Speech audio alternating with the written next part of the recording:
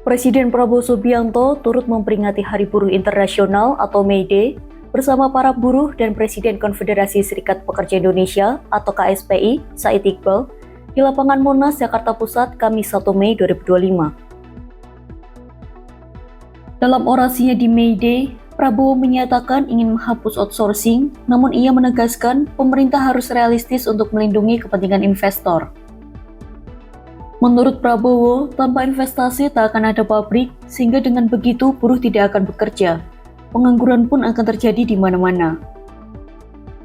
Selain hapus outsourcing, Prabowo juga membuat 10 janji lainnya kepada buruh. Berikut 10 janji Prabowo yang disampaikan pada May Day 2025. Janji hapus kemiskinan, janji tarik kembali aset negara, janji pertemukan buruh dan pengusaha di istana, janji hapus outsourcing, janji bentuk Dewan Kesejahteraan Buruh, janji bentuk Satgas PHK, janji dukung Marsinah jadi pahlawan nasional, janjikan pengesahan UU PPRT segera, janjikan UU Pekerja Kelautan Perikanan, janjikan UU Perampasan Aset.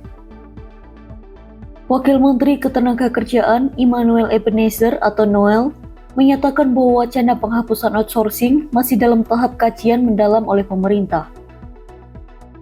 Ia mengatakan ada aspek teknis yang rumit yang perlu dipelajari sebelum keputusan diambil.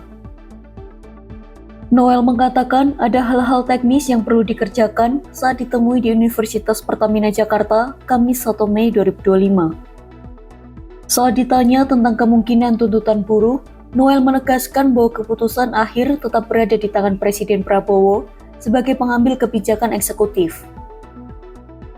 Menanggapi kemungkinan tuntutan buruh diterima, Noel menegaskan bahwa keputusan akhir ada di tangan Presiden Prabowo sebagai pemegang kebijakan eksekutif.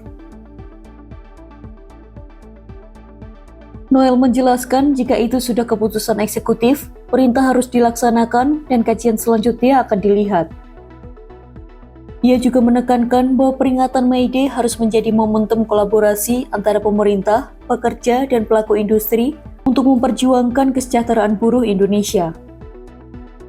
Menurutnya, sinergi antara berbagai pihak diperlukan agar kebijakan ketenagakerjaan dapat berjalan efektif di tengah tantangan global.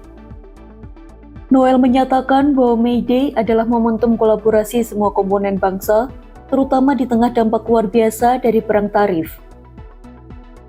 Noel menambahkan, momentum ini bisa digunakan untuk memperkuat kolaborasi antara industri, buruh, dan pemerintah dengan semangat patriotisme.